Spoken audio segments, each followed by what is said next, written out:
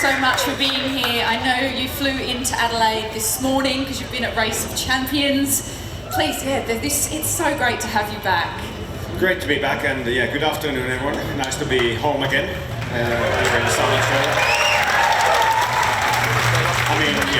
Sydney was alright, but it definitely feels good to be here. Yes, Sydney's okay, goes alright sometimes, hey. So yes, you flew in this morning because yesterday, and Friday and Saturday at Race of Champions, that's such a cool event of course, but talk us through it. How was that for you? Yeah, it was fun. We didn't have that much success as Team Finland, but got a bit unlucky with actually got two cars that I had some kind of issue. That's the beauty of this sport, you can always blame the car. I didn't make it that far in the races, but in any case, like many other drivers, I was there for fun and to enjoy and to hang out with the fellow drivers from different categories, and it was really good. It's so cool to see because you've got drivers from every single different type of motorsport there is. I know the guys that I know and love, Chaz Mostert, Will Brown, and Brody Kostecki, also Travis Pastrana, he was there, Molly Taylor, which was awesome, and of course Sebastian Vettel and Mick Schumacher. So if anyone saw on the socials, they got into a big circle at the end and you guys were jumping up and down. Oh, that's pretty cool, you don't see that very often. Yeah, I mean, when all the drivers from different categories comes together, it's just a nice vibe. You know, everyone is relaxed because it's not like a world championship or anything, and you learn so much from the other sports and other categories from the other drivers, and every evening is also quite relaxed. It includes some hydration. And it's just the vibe of that event. It's truly wonderful, and also we should say thank you because I know that when Adelaide Motorsport Festival dates were announced and then Rock was announced on the same weekend, you still said, "Don't worry, I'm coming to Adelaide." Exactly.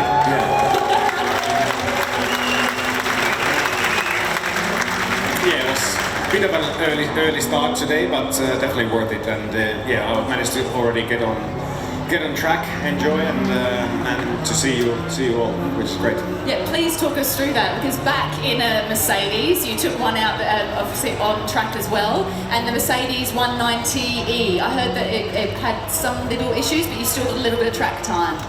Yeah, like I said, first had a go with a brand new Mercedes GT, which is a beast. It's really fast, so enjoyed that, and it had AC as well, so I could keep cool. The other one, the DTM car, didn't have obviously AC, and I got stuck on the first gear on the first lap, so that was that. And the owner said it happens. Okay. It's wonderful to obviously have you back in Australia. We know it is so dear to your heart. It's so lovely to have you here. It's so nice to see everything that you share about how you just enjoy this country so much, and it has fully embraced you as its own. I actually saw that you got the certificate for the appreciation of the contribution to representing Finland in Australia. Surely we owe you a certificate as well of some kind, probably a citizenship certificate. Would you accept one of those? I would take it, it was actually really cool last weekend. The Finnish ambassador in Australia, they gave me this certificate of doing good for the relationship between Finland and Australia. I never would have thought that I would get something like that, so that's cool. Oh, it's fantastic. And of course this year reunited with Mercedes as a reserve driver. I have one question, because Mercedes, of course, it's such an incredible team, an exceptionally well-known brand. Are we still going to get to see the Valtteri that we see on social media? They're not going to. Of course. You won't see me naked on social media anymore, but you'll see me as who I am. So fantastic. All good. Good stuff. And we also need to talk about, I'm making sure I'm hitting all the correct brands and sponsors. Let's talk about gin. Can we talk about your gin and hydration? We all enjoy everything that you produce, of course. So that's a bit of fun for you as well, is to produce something that you really enjoy. Yeah, Oath Gin, with Tiffany, who's from Adelaide Hills, we launched the brand 3 years ago now, or just under 3 years ago. We've been mainly within Europe. It is made in Finland, and finally in January we launched in Australia. So in Hahndorf, there's a distillery called Ambleside Distillers, so they are acting as our distributor. So now everyone in Australia can enjoy it, and so it's basically ogin.com, and then you can go to the Australian website and order from there, or you can go to Ambleside and try it first. Let's all do that. I absolutely love Hahndorf.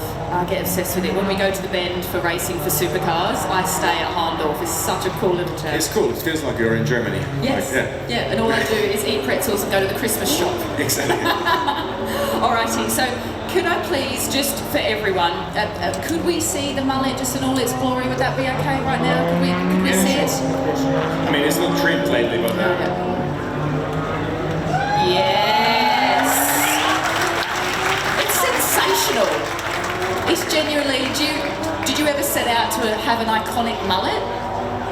Sorry? Did you ever set out to have like an iconic mullet? No, I mean, things with me just happen, and also the mullet just happened, and I think it was meant to be. It was now a couple of years ago. First it was kind of like a joke-ish, but then I looked in the mirror and I was like, that's nice. I'm gonna keep it, so yeah. And then I had the upgrade last summer, the bleach mullet, so yeah. And I feel over the last few years we've really all really got to know you. You've really shone with your personality.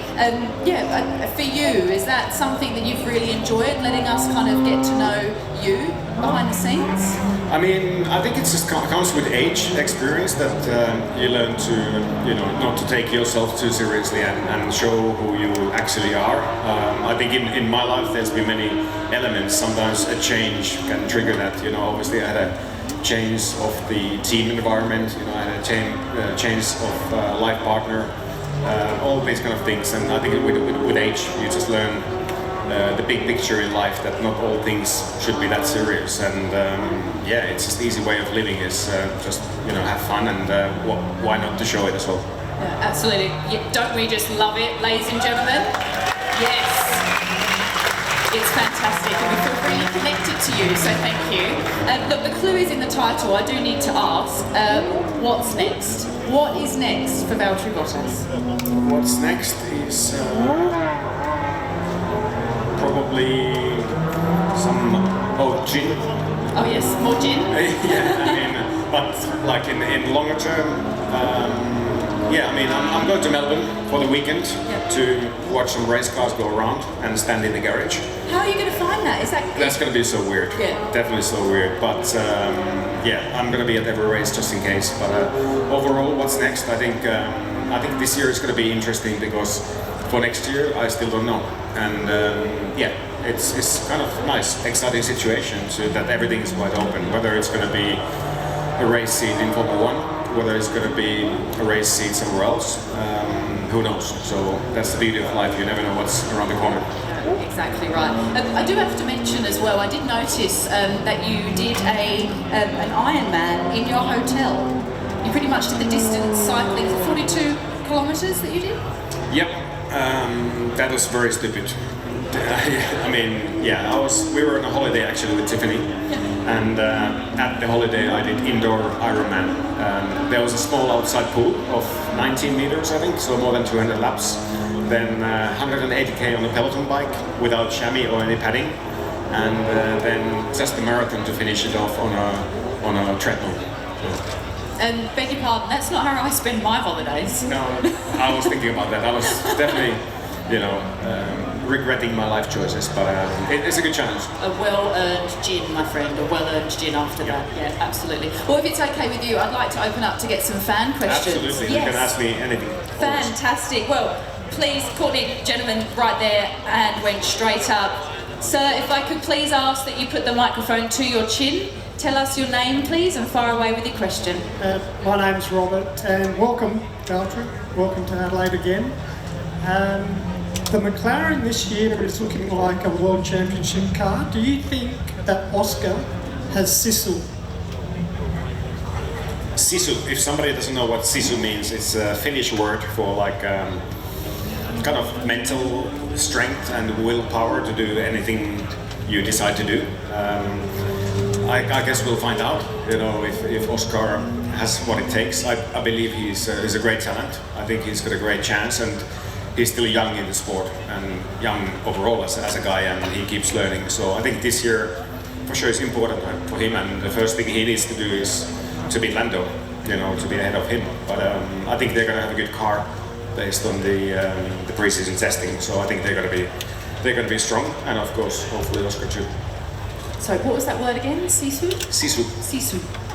Thank you very much, sir. Owen, is this Owen? Yeah. Owen's asked a lot of questions of different drivers. He's very impressive. His questions are great. So thank you so much, Owen. And microphone right up to your chin. Thanks, sir. So, Valtteri, I'm actually trying to grow out a mullet.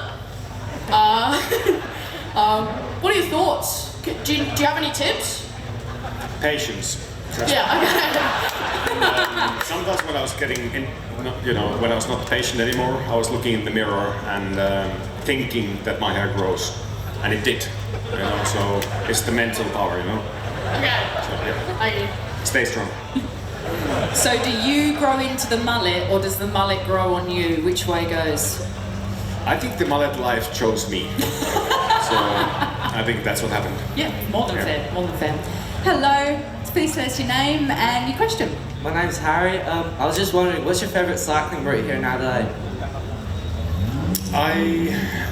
I ride both, like on road and also gravel. I do prefer the gravel because you get away from the cars.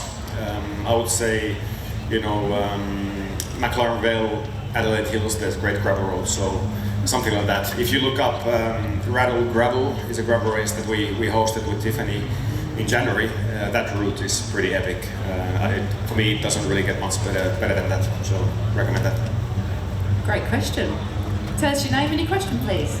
Hi, Valtteri, I'm Shaz. I stalk you on Facebook.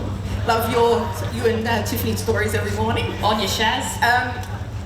Given that you're not on the grid this year, I know we've got Cadillac coming in next year. How many more teams do you reckon we can squeeze onto the F1 grid so we can get all of our beautiful drivers back on the grid? It's you. Yeah. Good question. I always thought, like, in the past there used to be more teams, there used to be more cars on the grid, and I always thought, like, the more the better. So hopefully we will see now that a new team is entering that will open up opportunities for other teams. But then there's the politics and the money, because obviously all the other teams who are already in F1, they don't want the prize money to be diluted. So that's the big issue, you know. But at least it's progress to have one more team, and hopefully that will help me as well. Thank you. Hello Valtteri, thank you for coming back to Adelaide. On that topic, have you spoken to Cadillac by any chance, and do you plan, I hope it's not Pierre Does still with the Mercedes today, but do you think you'll try and negotiate a deal with Cadillac to get on the grid next year? Yes.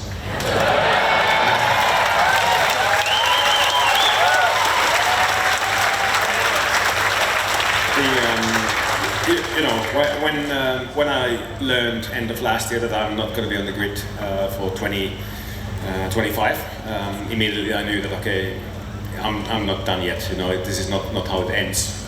So my target is to be back on the grid, and like I said earlier, that's one opportunity, and of course we're talking, but let's see what happens. All very exciting. Name and question, please.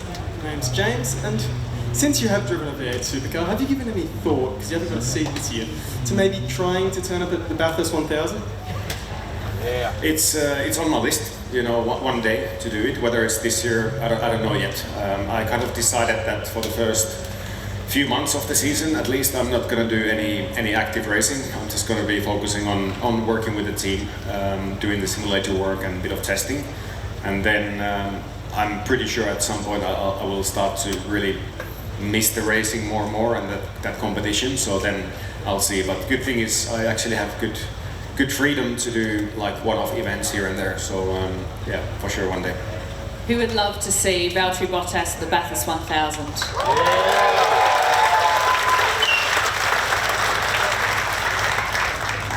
Gosh, that'd be amazing. I planned my whole year around that if that happened. Alrighty, we're going to take someone right in the very corner. Sir, please come forward, let us know your name and your question, and hold the microphone right up to your chin, please. Hello, my name is Travis, and I have a genuine question. Who do you think will honestly win the 2025 F1 season? Okay, I have two answers. I'm gonna say I wish Oscar would win, but I think Lando will win. That's my guess this year. I think it's gonna be close, but I'm putting my money on McLaren at the moment, and I just believe Lando learned lots of lessons from last year, so I think he's gonna be strong, and as long as they have the strongest car till the end of the year, that's gonna happen. That would be my guess, but the beauty of F1 is you never know. Your question? Thank you. I think we've got time for a few more. We've got a girl in a McLaren hat just there. I bet you liked that answer. Hi, my name is Taya, and I was just wondering how you find the mental strength to deal with things in F1, especially not finding out you don't have a seat next year, or whether it's second driver to Lewis when you knew you're capable of possibly being a world champion yourself. Just how do you deal with that in your mind and learn from that, and eventually hopefully you have a Cadillac seat so you can be number one as well? Yeah, it's not always easy, especially yourself when you have certain targets and you want to achieve them, and you want to feel the results that you've been working hard for. You really just try to look at the big picture. You try to think ahead. Like last year was so frustrating actually because of the equipment wasn't there, and when you're fighting at the very back, it's just not what you want. But then you're always just trying to look ahead, think ahead that, okay, if I give up now, then there's no chance. But if you keep going, you never know. And for me now, the motivation is, even though it's going to be, like I said, really strange in Melbourne, being watching, and weekend after weekend just being there and watching. But I know that it's still the right thing for me to do because I want to get back on the grid. I need to be there, also just in case as a reserve. So for me, it's just really looking ahead and reminding yourself on your targets, and the tiny setbacks, they shouldn't really affect that big picture. Well done, Taylor. I know that was nerve-wracking for you. You did a very good job. Well done. Next question, please. Hi Valtteri, I'm Catherine. Welcome back to Adelaide. If you had a dream driver pairing between yourself and somebody else, who would you choose?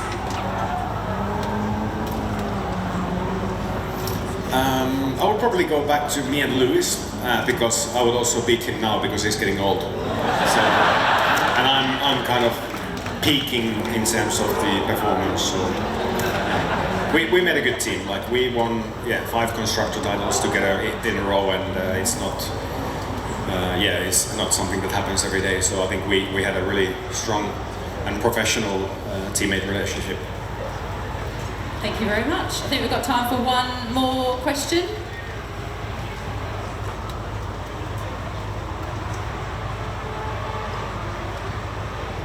Thank you very much. Name and question, please. Microphone right up to your chin. Hello Valtteri, I'm Michael. What was it like racing with Lewis and all the other world champions? It was hard, when I joined Mercedes for the first time. It's obviously Lewis was, I think, absolutely at his prime, I would say, and he can be quite a dominant person in the team. So for me, as a young driver joining, it was not easy to step up. So a great challenge, a great motivation for me as well to prove myself and prove to myself that I can do it. But it was obviously very consuming because every year I tried to find more and more.